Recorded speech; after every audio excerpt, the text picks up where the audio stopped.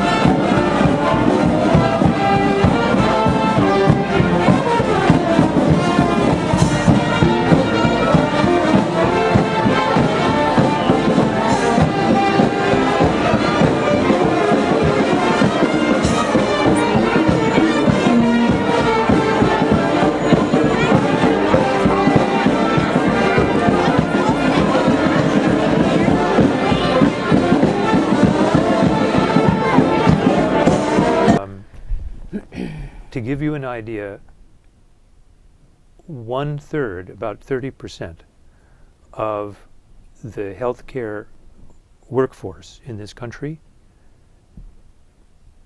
consists of administrators. Right. And in order to get an idea, Carl Sagan used to talk about the universe as being, so big you couldn't understand it. It was all billions and billions of stars. Well, it's hard to get an idea of how large the health insurance bureaucracy is in the same light. But if you go to your doctor, in the doctor's office, they probably have 2 people responsible full-time just for handling health insurance claims. Right. And in a hospital, you can imagine how many people they have. They have rooms full of people doing nothing but healthcare claims. The insurance companies have rooms full of people doing nothing but healthcare claims. And what is single payer? That's single payer. Wow. We reduce the bureaucracy. We already have single payer health insurance in the form of Medicare, in the form of the Veterans Administration, and their administrative overhead is a tiny fraction of what it is for the country as a whole. Now, how would that impact Medi-Cal? Medi-Cal state, right? Yes. Under the Senate Bill 840, Right. the Sheila Kuehl's Universal Health Care Bill, everything that the government is paying now, Medicare, Medi-Cal, all of these programs, will simply be folded into the health care plan. Either the U.S. government will just pay into the plan directly, or they will continue to pay the plans as they do now, and the money will just sort of come side by side with the money from the health care plan, the California Universal Health Care Plan. Now, is this a very innovative form of dealing with healthcare? Has this been tried in any other state in the country? Or is California the first? California is the first state. It's not very innovative, though, because every other industrialized country in the world has a national health care plan with essentially single payer. Canada certainly does too. What happened in Canada was one province, I think it was Alberta, adopted a single payer health care plan, and the other provinces initially were skeptical, but when they saw how much money Alberta was saving, they all joined the bandwagon. Exactly. And now Canada has a national health care plan. How much will the state save? I mean, look, Schwarzenegger is laying off people, and we have a serious deficit. So this would be a likely scenario for resolving that deficit. It certainly would be.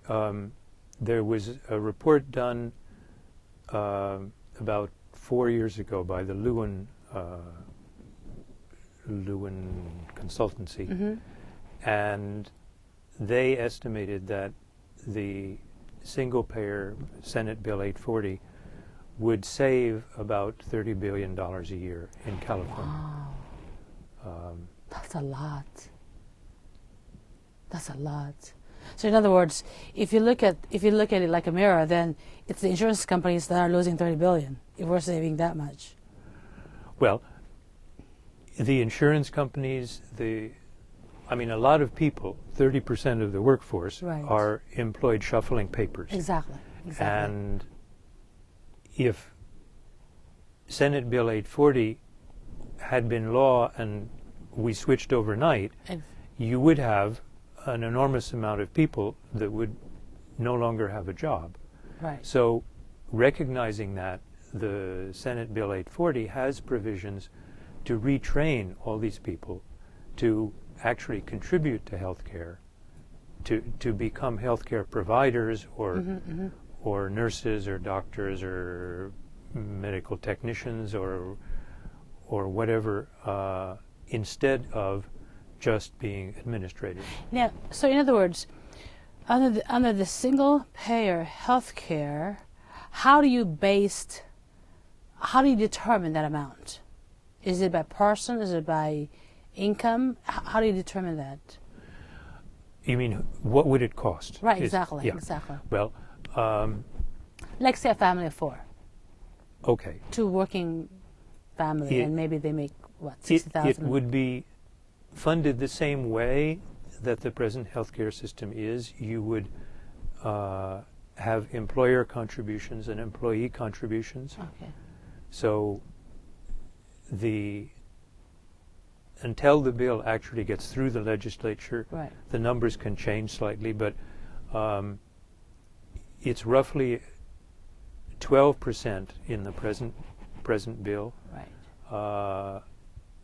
12% of payroll would go to pay for the health care. And for small businesses. And I believe at present it's the employers would pay 7.5%, and the employees would pay 4.5%. So typically, if you're on the low end of the income spectrum, this would save you maybe $100 in bills. If you're on the wealthy end of the spectrum, it could be a larger savings. But most important is you would no longer have pre-existing conditions. Okay. You would no longer have co-pays.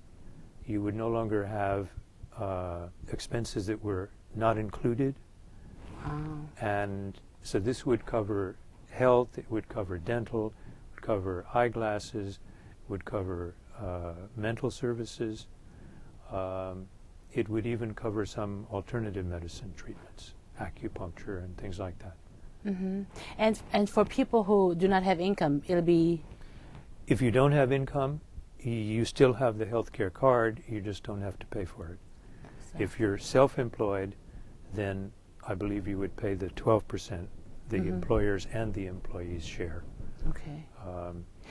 Now let me ask you, in terms of form, why, given that this bill has been vetoed by the governor before, and even if it passes both houses, the likelihood of getting vetoed is great. Why not just put a constitutional amendment or something that would make the voters choose this, so that the insurance companies cannot come back and introduce their constitutional amendment? Is that something that... Almost certainly it will come down to a statewide referendum anyway, because whether the bill passes in the legislature and gets through the governor or doesn't, if it passes and becomes law through the governor signing it, then the insurance companies are going to have a referendum to annul the bill. But they would have to convince the voters that it's a bad idea. They would have to convince the voters. But they have so much money that they could run television ads all day long on every channel. Yeah, but if probably will. Yeah, but what I'm saying is, it's an excellent idea. I mean, healthcare is a major concern, not just for people who can afford it, but for everybody. So in other words, the likelihood of voters saying, hey, this is a great idea, we want to vote for it, it is pretty high. So why not just go that route? Well, we did that in 1994, I believe. And initially, voters were strongly in favor of a single-payer bill.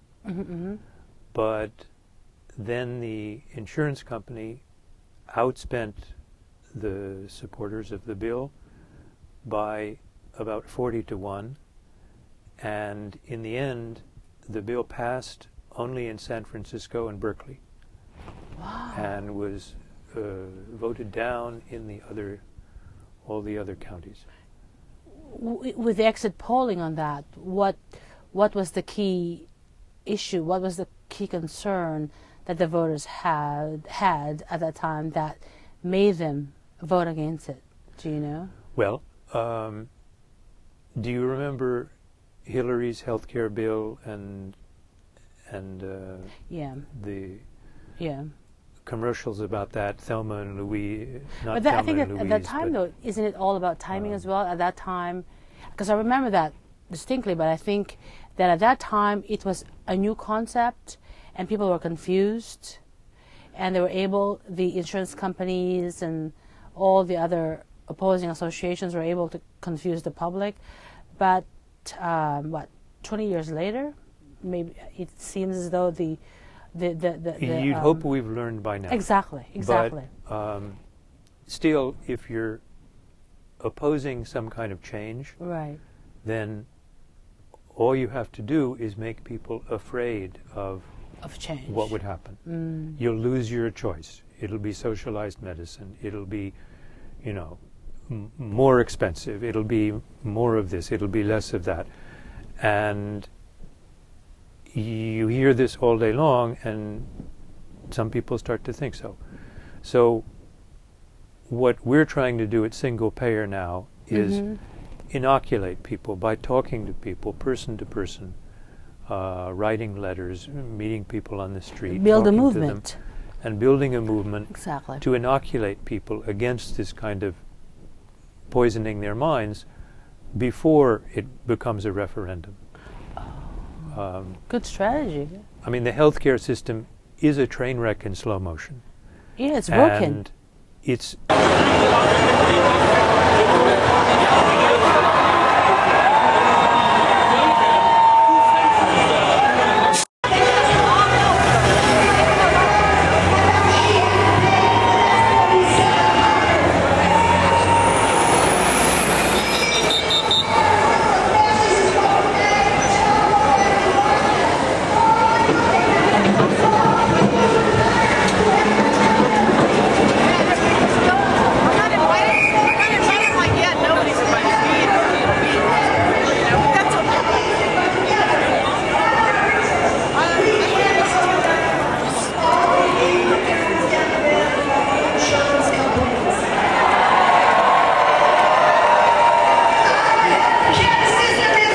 not sustainable. Everything is going to blow up in a few years anyway. And the testimony to that is that everyone is talking now about their healthcare bill. It's a few years ago it wasn't a major issue. Now it is. Especially with the baby boomers, right? In a few more years it's going to be the only issue. Exactly. But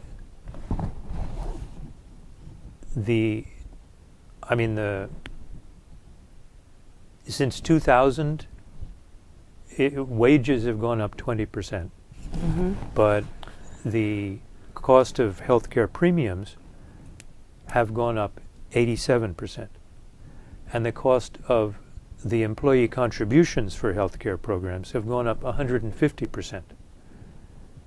And so that's from 2000 to 2008. And wait a few more years, and how much are we going to be paying for health care?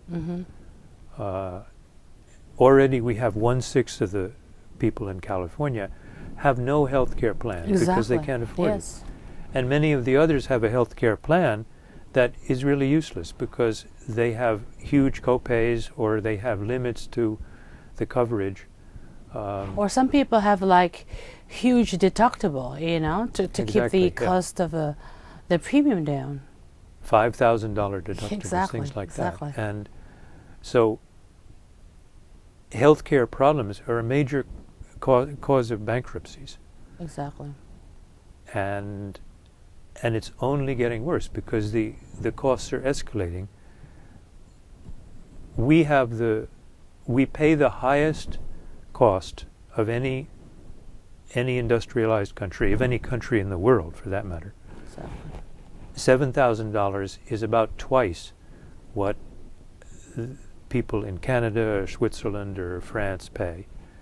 And yet we have, of 21 industrialized countries that were surveyed by the Packard Foundation, the U.S. was last in every category of about 7 different categories, public health and so forth.